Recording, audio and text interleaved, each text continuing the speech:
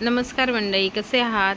मजेत ना? तर मस्तपैकी हा व्हिडिओ एकतर 2-3 दिवसा अगोदरचा आहे. थोडासा लेट झाला व्हिडिओ टाकायला आणि तेव्हा थोडासा पाऊस चालू होता आणि भरपूर अशी भांडी पडली होती घासण्यासाठी आणि घराची शिवाय साफसफाईसुद्धा चालू होती.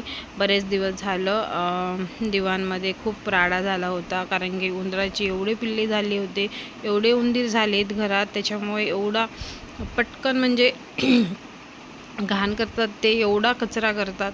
त्यामुळे मग दिवाण काढलं होतं. तर म्हटलं चला आता खूप दिवस झालं साफ केलं नाही, नाहीतरी तो वर्षातून 4-5 वेळेस तरी काढावाच लागतो दिवाण एकदा पुसून घेण्यासाठी, कारण की सवयच लागलेली आहे साफसफाई करण्याची. तर म्हटलं चला, तर ते आवरणं चालूच होतं माझं. भांडेसुद्धा राहिले होते शेवटी थोडे, मग आणि ह्यांनासुद्धा संडे मंडेची 2 दिवस सुट्टी होती, तर म्हटलं चला आवरून घेऊया. तर एवढी घाण होती बापरे, आणि आवरायला तर इतका वेळ लागला. पूर्ण दिवाण पूर्ण आवरून घेण्यासाठी मला कमीत कमी 2-3 तास लागले असतील, कारण की पूर्ण सामान काढलं, त्यानंतर पुसून लावलं, आतमधली कप्पे वगैरे झाडून घेतले. शिवाय आमचा हिरो मध्ये मध्ये करत होता बघा, हा आमचा हिरो कसा मध्ये मध्ये मग तिलासुद्धा लक्ष देत करावं लागतं काम, कारण की माझी छोटी मुलगी जी आहे ती खूप अवकीळ आहे, तिला फार लक्ष द्यावं लागतं. तर फायनली पुसून वगैरे सगळं झालेलं आहे आणि आता एक साईड राहिलेली आहे रूमची आवरायची. पूर्ण रूमच आवरून घेतली त्या दिवशी. म्हटलं चला आता राडा झालाच आहे तर सगळंच आवरून घ्या.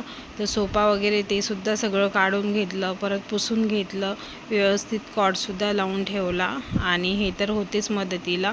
आणि राहिला गोष्ट फक्त हे कपडे वगैरे जे दिसतात त्याच्या घड्या राहिल्या होत्या आणि कपडेसुद्धा नीट लावायचे राहिले होते कपाटामध्ये.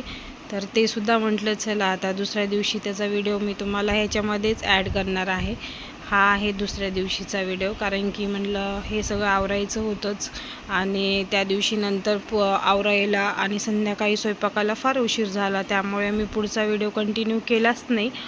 आणि पूर्ण स्वयंपाक वगैरे करायला त्याला फार उशीर झाला. मग म्हटलं चला आता, त्यामुळे मी हा दुसऱ्या दिवशीचा व्हिडिओ जो आहे तो याच्यामध्ये ॲड केलेला आहे. पूर्ण आदल्या दिवशी म्हणजे एक दिवस आधी जे आहे ते आपण पूर्ण कॉट वगैरे झटकून घेतला, आवरून घेतला. आता हे राहिला फक्त एवढाच कोना राहिलेला होता आवरायचा. तर म्हटलं चला आता हा तरी कशाला ठेवायचा म्हणून मी कपड्याच्या घड्या वगैरे घालत होते आणि जेवढे लागतात तेवढेच कपडे आहेत. तुम्ही म्हणतात एवढे मोठे कपडे एक्स्ट्रावरती कशाला ठेवते वगैरे, तर नाही, हे कपडे जे आहेत आणि लेकरं कसं करतात दिवसातून 2 ते 3 वेळेस कपडे बदलतात. त्यामुळे मग मी लेकरांचे कपडे जे आहेत रेग्युलर घालण्याचे ते मी वरतीच ठेवते आणि स्कूल युनिफॉर्म पण मी वरतीच ठेवून देते, कारण की कसं मग बघायला नको, शोधायला लागत नाही, मग लेकरं पटकन घेतात आणि घालतात सकाळी. त्याच्यामुळं मी सगळे कपडे जे आहे ते व्यवस्थित वरीच ठेवत असते. सारखं घड्या करावं लागतात, कारण की लेकरं उचकत राहतात, पण काही हरकत नाही. वरती ठेवले की पटकन दिसतात आणि पटकन सापडतात, पण तेवढाच वेळ वाचतो. आणि सकाळी शाळेत जायचं म्हटल्यावर किती घाई गडबड असते, किती आवरावं लागतं आपल्याला तर माहितीच आहे. त्यामुळे त्यांना दिसेल असं मी समोरच ठेवत असते कपडे. तर इथे खूप सारे कपडे साचले होते आणि पाणी लेट आल्यामुळे कपडेसुद्धा धुवायचे राहिले होते. बरेच कपडे ह्याच्यात न धुतलेलेसुद्धा होते. तर म्हटलं चला आता घड्या करत करत आपण जे कपडे धुतलेले आहेत आणि जे न धुतलेले आहेत ते बाजूलासुद्धा काढता येते. तर इथे सगळे कपडे मी जे आहे ते व्यवस्थित घड्या घालून लावून दिलेले आहेत.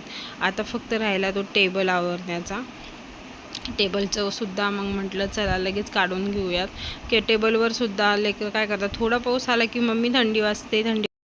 तर तसे मी 4-5 ब्लँकेट वरतीच ठेवलेले आहेत. प्रत्येकाचं एक ब्लँकेट आहे आणि प्रत्येकाला सेपरेट लागतं, कोणी कोणाचं घेत नाही असं, त्याच्यामुळे मी वरतीच ठेवलेले आहेत. मग एकाला थंडी वाजली की दुसऱ्याला पण वाजते, त्याच्यामुळं मग मुली काय करतात, एकमेकाचं घेत नाहीत आणि सगळेच ब्लँकेट घेऊन टाकतात. त्याच्यामुळं मग मी काय करते, 2-3 जे ब्लँकेट आहेत 4-5 ते वरतीच ठेवलेले आहे, जेणेकरून लेकरांना हात पोहोचेल व घेता येईल म्हणून.